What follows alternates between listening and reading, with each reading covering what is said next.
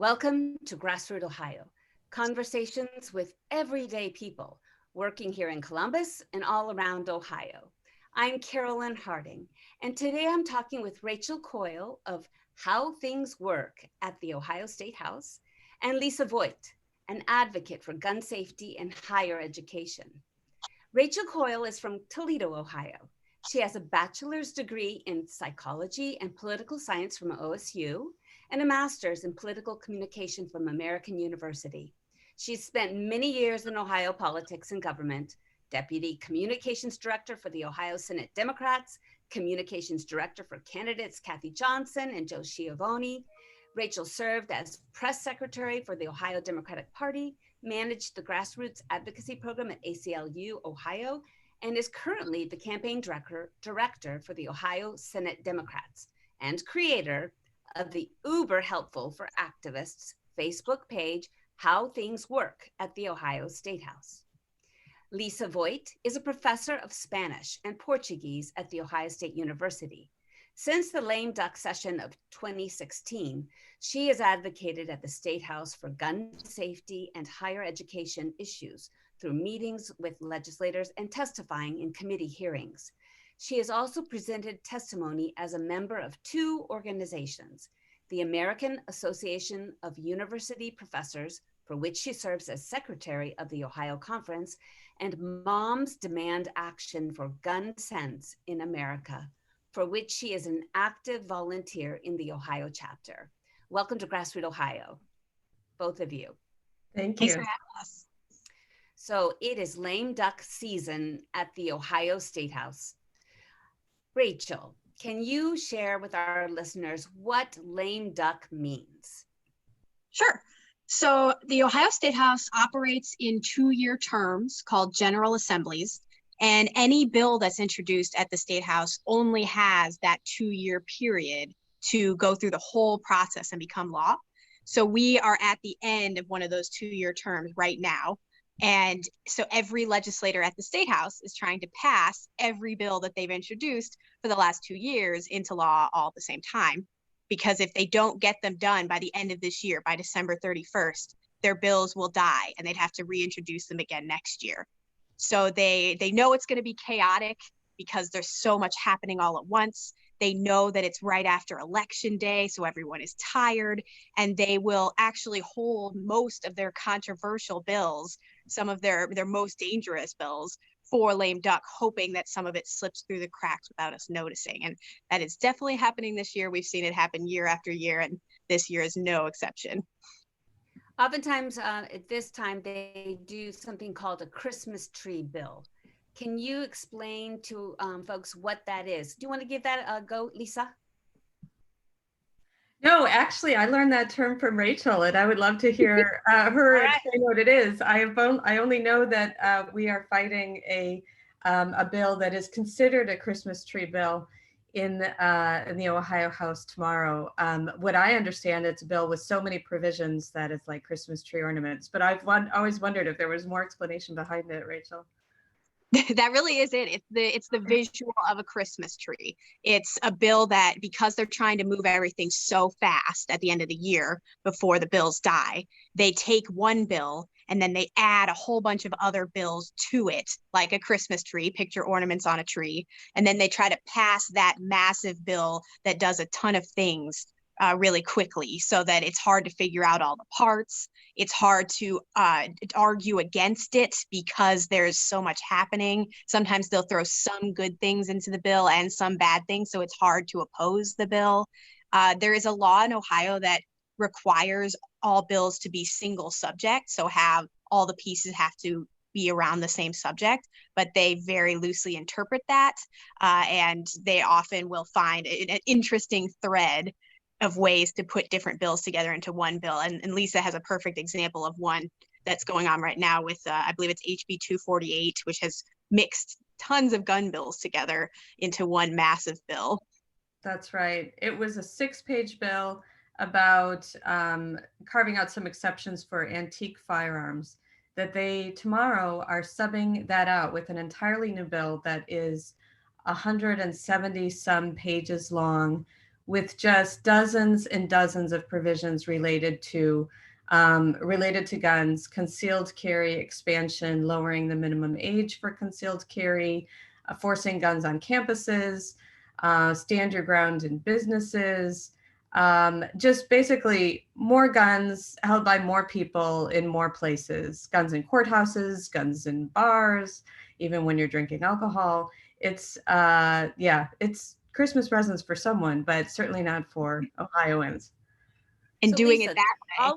all of these are in one bill. That's right. That's right. And furthermore, and Rachel could give more background on that process, but it's not actually posted on the public site, because the way they do it, they're just jumping into a bill that has already had a whole series of hearings that's very far along in the process. This is the 5th hearing on it. And they're just going to say tomorrow, okay, committee, we're going to vote on subbing in this 170 some page bill to replace the 6-page one that we've been talking about over 4 hearings. So fortunately, we some people can give us a heads up that this is coming, and there will be people submitting testimony on that tomorrow, but it's not easy to find the information. Okay, so this is one of the uglies. We're going to talk about the good bills, the bad bills, and this sounds like a very ugly bill. Let's go there, Rachel. Can you kind of give us more information on this Christmas tree bill that Lisa is working so hard on? Well, I'll let Lisa give you the details, but I do want to say that this is a perfect example of a Christmas tree bill because it allows them to not have the full hearing process on each piece of the bill. They can add in new parts to this bill they've already been holding hearings on, and that counts. So there will be pieces of this legislation that no one has time to come in and testify against because of the way they're doing this process. And that is one of the most frustrating parts of lame duck, is people aren't going to be able to have their voices heard nearly as much as they should on this bill. But Lisa, I think, would be amazing to talk about the specific details of it. Well, okay, I hope Lisa, let's hold that for just a little later. I want to go through basically the good ones, the bad ones, and the ugly ones, and then we'll really dive into that Christmas tree bill. Why don't you give us a brief list of the ones that are really we need to pass, that are good for Ohioans, the ones that are bad for Ohioans, and the ones we just can't let through. Go ahead. Sure. Rachel. So we have, if you aren't a member of the How Things Work at the State House page, we have a long list of bills that you can go through and pick, but I'm going to name some of the most, the ones that are moving the fastest, that are the most likely to pass, that we would love to have your help on. One of the best bills is SB3. It's a drug sentencing reform bill that would help folks who are struggling with addiction get treatment instead of being locked up. It would also help stop focusing state resources on low-level nonviolent drug crimes, which would really help the state in a lot of ways. It would actually save us money to not be going after those folks. But that bill is actually moving, is very exciting. It's in the House. It's already passed the Senate. There's also HB13, which would expand broadband internet access around the state. There's large sections of rural Ohio that don't have access to reliable broadband internet, and this would help expand literally the technology to create broadband internet out into those areas. There is a bill that would, SB 358, which would create flexibility for school districts due to COVID. It would help with high stakes testing next year, so they wouldn't have to meet every single requirement next year, just because they're trying to keep the kids on track as much as possible in this strange time we're all living in. Those we currently have as the top 3 most likely to pass good bills that we're supporting. And again, if you're a member of How Things Work at the State House, we have a much longer list for you to pick through and make calls about. Do you want me to do the bills to oppose as well, Carolyn? Yes, I would. Awesome. Like to. So we've got 3 that I'll mention that are the most likely to become law that we're pushing back the hardest against. One is actually already at the governor's office waiting for him to sign it, and we are hoping that the governor will veto this bill. It's SB 89, which drastically expands vouchers in the state of Ohio, which, if you're a fan of public education, it's often the same money that's going to these private schools through vouchers that would have been going to our public schools. And so that is a troubling movement that the state is taking, especially since we haven't actually passed education funding reform for our schools yet. We also have HB 248, which Lisa and I've talked about a little bit. We can talk about it more. That has multiple gun bills in it, and it's a Christmas tree bill that's moving. And then there's HB 784, which I'm sure many of your listeners are familiar with, which would punish protesters and protest organizers in significant ways, including peaceful protesters, because of how broadly it is written. That one is very troubling, and we are worried that one's moving as well. So those are probably the top 3 to fight back on. But again, we have a much longer list if anyone is interested. And then we have a couple that we're watching that we're not sure how they're going to look because there's so many amendments and things being thrown into them. One of those being Hb6 repeal. There's like 6 different bills to repeal all or parts of Hb6, which was tied to the statewide corruption scandal, Larry Householder bribery scandal. There's a movement to repeal at least part of that bill just because of all the dark money that was swirling around it, not necessarily even because of the content of the bill. But we are not sure yet if any of those bills are going to move. Mm-hmm. Okay. Now, if folks want to get involved, learn more about this, they can go to your Facebook page, or do you have a website as well, Rachel? We currently have Facebook and Twitter. It's How Things Work OH is the handle for both Facebook and Twitter. Also, you can email me howthingsworkoh@gmail, and we will. My dream is to have a website someday soon. That is coming in the future. Okay, folks, listen and definitely sign up and like her Facebook page because she gives so much information and makes it easier for us as activists, right, Lisa? Absolutely. You probably don't even know this, Carolyn, but the whole reason I'm doing what I'm doing today is because of a Facebook post that I saw of Rachel's back in 2016. As you mentioned in my intro, that was the first time I even ever went to the State House. I live in Columbus, but I'm not from the state, and really hadn't been paying very much attention to state politics until 2016. And I think as part of my response to that presidential election was thinking about how I could, what I needed to learn about what was going on in my state. It was about time, right? And Rachel was doing what she's doing now, getting the word out about things that were moving in lame duck. And they had what we called a guns everywhere bill that would allow college campuses to allow guns on campus, guns in daycares, almost everywhere you can imagine. And she put out a call the way that she does now about, there's this hearing. It's really easy to testify. Anybody can testify. Come share a story. This is how you do it. We exchanged some Facebook messages. And I had actually just seen, I didn't testify myself, but a friend of mine had posted recently about ways in which she had really been impacted by gun violence in her life. And I happened to run into her husband at a coffee shop. I said, hey, do you think Molly would do this thing I'm reading about? And so I went with that friend. She did present that testimony, and really everything Rachel said about the process panned out. She gave, well, we didn't entirely stop the bill that time. So unfortunately that didn't happen, but she gave really impactful testimony, and it was covered in the news media. It was covered by the Dispatch. Then that story got picked up by some higher education media, the sort of thing that, getting the word out. At that time, hearings were not live streamed as they are now. So really to know what happens in hearings and what is said and what they're doing, it had to be people going and then hoping that the news media would pick up on things like that. We have a little bit more opportunity now that they're live streamed, but that's how I got into it. And then I knew that Rachel was someone I needed to keep in touch with and learn more from, and did that over the following year. And just give a quick station ID. This is Carolyn Harding with GrassRoot Ohio, and today I'm talking with Rachel Coyle and Lisa Voigt. We're talking about Lame Duck Session 2020 and about the good bills, bad bills, and the very ugly bills that we must not let pass. Lisa, let's go ahead and continue with what you're talking about, the gun bills that you're working hard on.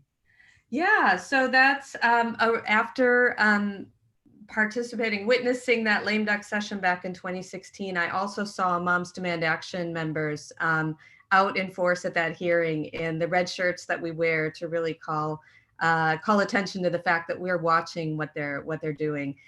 So I also started going to Moms Demand Action meetings after that, and have progressively gotten more involved. And now I help people know about the hearings, gun bill hearings that are happening, and prepare testimony for them. We provide fact sheets about bills, tell people the sorts of things that statistics that can back up arguments against some of these terrible gun bills, and tell them where and when to submit testimony.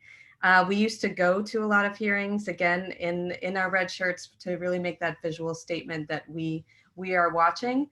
And now I don't think anybody should be going to the State House at all, frankly, but we're certainly not going to pack hearing rooms. We are still submitting a lot of written testimony against these bills that Rachel's mentioned, and some others.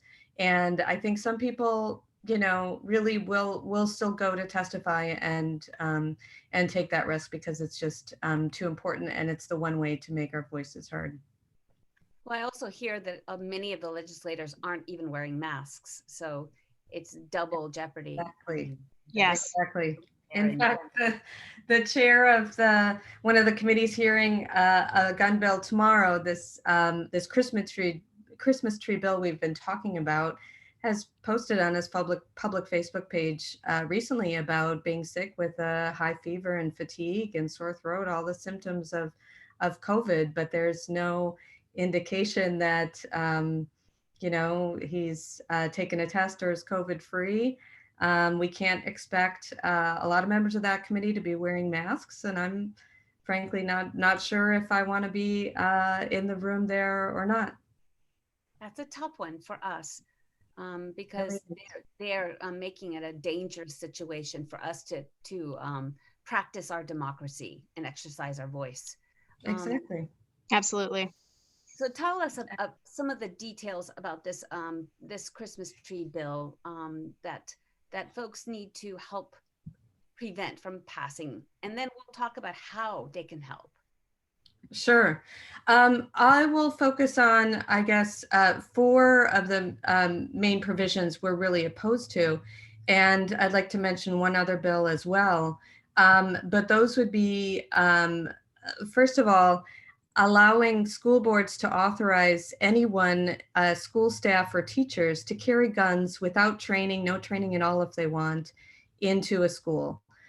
This is, again, a provision taken from another bill, Senate Bill 317, that passed the Senate already and is now going to be heard in the House. We'll be watching that and definitely submitting opposition testimony against that. But it's also been packed into this as one of those ornaments on that Christmas tree.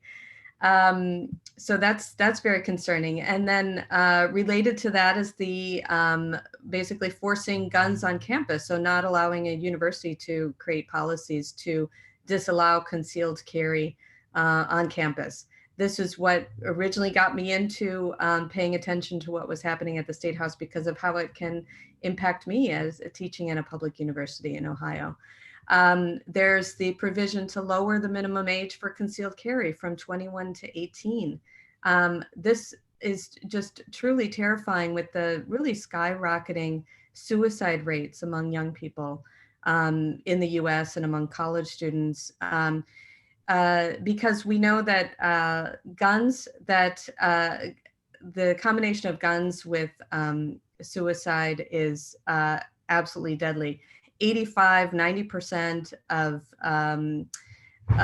suicide attempts with a gun result in death, whereas by other methods it's much lower, like something like 5 or 10%, and most people don't go on to attempt suicide by other means. So having access to guns among young people who are also more likely to commit crimes with them is incredibly dangerous. We've seen the impact in other states that have done that. And then there's also a provision that would allow business owners to stand their ground in their business, which really means that they could shoot someone who makes them nervous by coming to their business.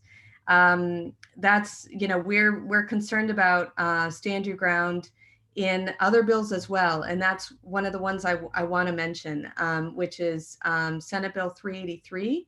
And now there's a House bill that has just been introduced, House Bill 796, to mirror that.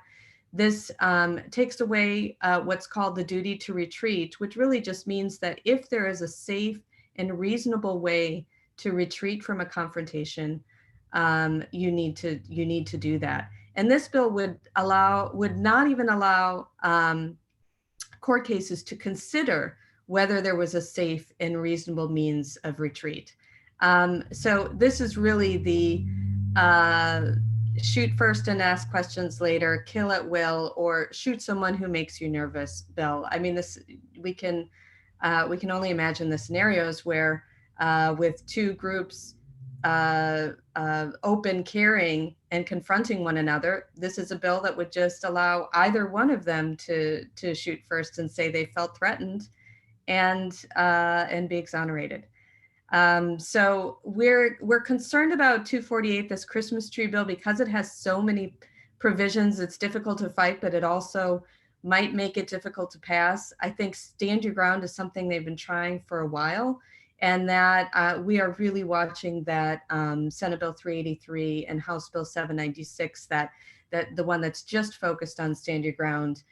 We had a tremendous outpouring of testimony against stand your ground earlier this summer, and I expect the same will happen if we're given time to do it, because part of the problem with this session is how quickly things moved, how they don't seem to always follow the rules about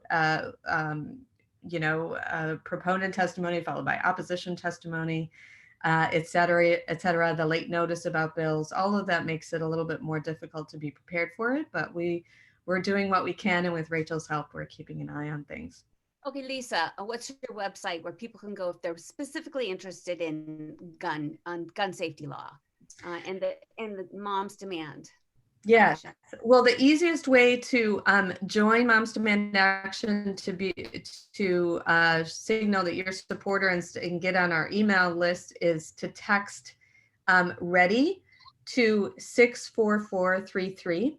Right now, you can also text Ohio to 64433, and it will walk you through calling DeWine about vetoing any of these bad gun bills if they come to his desk. So we use that 64433 for various purposes, but if you text READY, that's the easiest and quickest way to join. But we also, I have a Google group that I maintain where I notify people about when there are hearings, and if you email me, I can add you to that list. So I think maybe in show notes or something, you could share my email. I'll leave it on all the information in all the links that have this audio or video. Great. And then we also, just one more thing I'll say, we prepare these Google forms that give you all the information about the bills. And that allows us to update as we get new information, as you know, when we find out that there's a hearing, when the bill changes number or is introduced in another provision, we can update things at this Google form. But it's kind of a clearinghouse for all the information, all the links to the fact sheets about the bills, where to submit testimony. And that's those are the links that I would really like you to include in those notes, because that's where people can, and you can actually go and write your testimony in there. And then that's a way for us to know when you have something ready to go, and so we can be sure to notify you about it. Excellent. I'd like to move on to Rachel. Now, I'd like to go back to the other issues and what people can do if they're concerned about this anti-riot bill, House Bill 784, or all the other ones that you really want people to fight. What can citizens do today until when is the deadline for lame duck? So go ahead and give us the rundown, Rachel. Sure. So lame duck goes until, well, technically it goes till the end of the year, December 31st, but they probably won't actually meet for that long because the legislators like to have their holidays. So I expect lame duck will officially go for maybe another 3 weeks or so. Anything could move at any time. My list of bills that are most likely to pass will change, I'm sure, during that time. but we have a list of calls to action on our page for each individual bill. And I'll tell you a couple of them right now. One is the bill you mentioned to punish protesters, HB 784. That is still in the House in Criminal Justice Committee.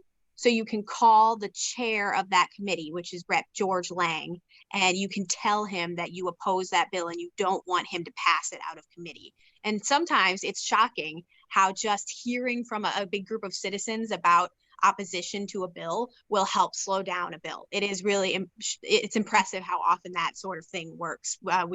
Lisa can attest, stand your ground, 2 lame ducks in a row, just because so many people contacted the State House telling them that they opposed that bill. I find that telephoning is the most effective of all. Absolutely. Yes, you can email too. It's still helpful to email, but what we want to do is take up the staffers' time so that at the end of the day, they're thinking that the whole state was calling all day about this bill that they oppose. So they get it into their head and that everyone opposes that bill. They mention it to their boss.